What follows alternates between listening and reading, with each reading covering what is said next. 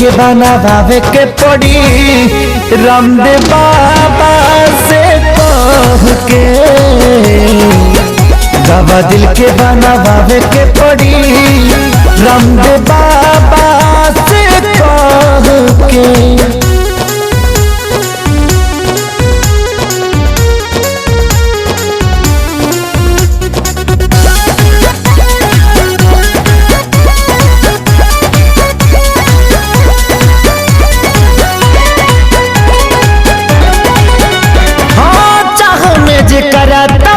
भइल जिंदगी जिए मरे से बेपरवाह भइल जिंदगी,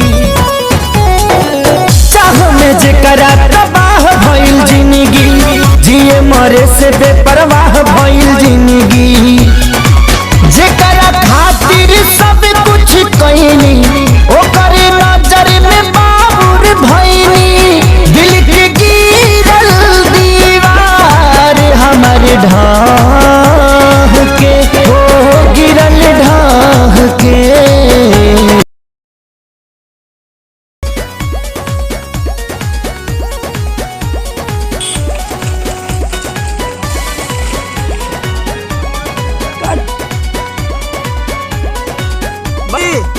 देखो नहीं भरोसा